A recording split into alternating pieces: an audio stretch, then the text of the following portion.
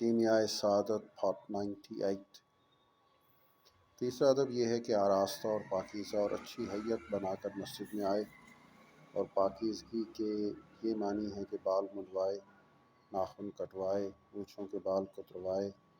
اگر حمام میں پہلے ہی جا کر یہ امور کر چکا ہے تو بس ہے، اور آراستگی سے یہ مراد ہے کہ سفید کپڑے پہنے۔ اس واسطے حق تعالیٰ سب کپڑوں سے زیادہ سفید کپڑوں کو دوست رکھتا ہے۔ تعظیم اور نماز کی عظمت کی نیت سے خوشبو ملے تاکہ اس کے کپڑوں میں بدبو نہ آئے، کوئی اس سے رنجیدہ ہو اور غیبت کرے، تاکہ اس کے کپڑوں سے بو نہ آئے اور کوئی اس سے رنجیدہ ہو اور غیبت کرے۔ چوتھا ادب یہ ہے کہ صبح ہی جامع مسجد میں جائے کہ اس کی بڑی فضیلت ہے۔ اگلے زمانے میں لوگ چراغ لے کر مسجد میں جاتے تھے اور راہ میں اتنی بھیڑ ہوتی تھی کہ مشکل سے گزر ہوتا تھا۔ حضرت ابن مسعود رضی اللہ تعالیٰ عنہ ایک دن مسجد میں گئے تو 3 آدمی پہلے سے وہاں موجود تھے۔ اپنے اوپر غصہ کیا اور کہا کہ میں تو چوتھے درجے میں ہوں، میرا انجام کار کیا ہوگا؟ کہتے ہیں دین اسلام میں جو بدعت پہلے ظاہر ہوئی وہ یہی ہے کہ لوگوں نے اس سنت کو ترک کر دیا۔ جب یہود اور نصارہ ہفتہ اتوار کے دن کلیسا اور کنشت یعنی اپنے معبدوں میں صبح ہی جائیں، اور مسلمان لوگ جمعہ کے روز جو ان کا دن ہے سویرے مسجد میں جانے میں تقصیر کریں تو کیا حال ہوگا؟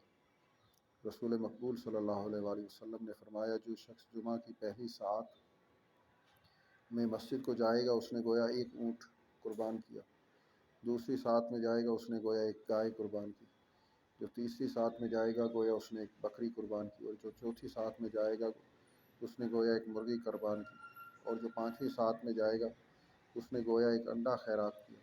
اور جب خطبہ پڑھنے والا اپنے مکان سے باہر نکلتا ہے تو وہ فرشتے جو قربانیاں لکھتے ہیں اپنے کاغذ لپیٹ لیتے ہیں اور خطبہ سننے میں مشغول ہو جاتے ہیں۔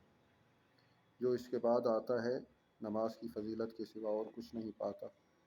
پانچواں ادب اگر دیر کو آئے تو لوگوں کی گردنوں پر پاؤں نہ رکھے، یعنی انہیں پھاندے نہیں، اس واسطے کی حدیث شریف میں آیا، جو شخص ایسا کرے گا قیامت کے دن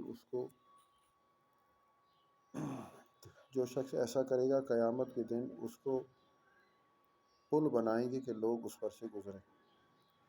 رسول مقبول صلی اللہ علیہ وآلہ وسلم نے فرمایا، رسول مقبول صلی اللہ علیہ وسلم نے ایک شخص کو ایسا کرتے دیکھا، جب نماز پڑھ چکا تو آپ نے اس سے فرمایا، تو نے جمعہ کی نماز کیوں نہ پڑھی؟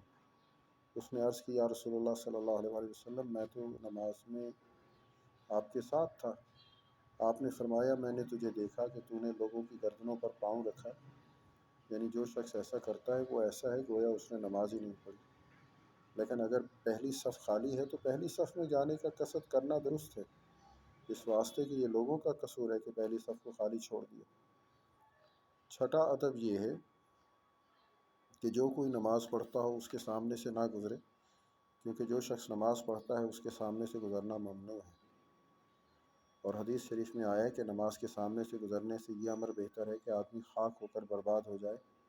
ساتواں ادب یہ ہے کہ پہلی صف میں جگہ ڈھونڈے، اگر نہ پائے جتنا امام کے نزدیک ہوگا بہتر ہے۔ اس امر میں بڑی فضیلت ہے، لیکن اگر پہلی صف میں لشکری لوگ ہوں یا وہ لوگ ہوں جو اطلس کے کپڑے پہنے ہوئے ہوں، یا خطبہ پڑھنے والا سیاہ ریشمی کپڑا پہنے ہوئے ہو، یا اس کی تلوار میں سونا لگا ہوا ہو، اور کوئی برائی ہو، جو جتنا دور ہے اتنا بہتر رہے گا، اس واسطے کہ جہاں کوئی برائی ہے وہاں قصداً نہ بیٹھا جائے۔ آٹھواں ادب یہ ہے کہ جب خطبہ پڑھنے والا نکلے تو پھر کوئی نہ بولے، اور مؤذن کو جواب دینے اور خطبہ سننے میں مشغول ہو جائے۔ اگر کوئی شخص بات کرے تو اشارے سے اسے چپ کرا دینا چاہیے، زبان سے نہیں، اس واسطے کہ رسول مقبول صلی اللہ علیہ وآلہ وسلم نے فرمایا، جو کوئی خطبہ کے وقت دوسرے سے کہے کہ چپ رہے یا خطبہ سن، اس نے بیہودہ کیا۔ جس نے اس وقت بیہودہ بات کی اسے جمعہ کا ثواب نہ ملے گا۔ اگر خطیب سے اور اگر خطیب سے دور ہو اور خطبہ سنائی نہ دے تو بھی چپ رہنا چاہیے۔ جہاں لوگ بات کرتے ہوں وہاں نہ بیٹھیں۔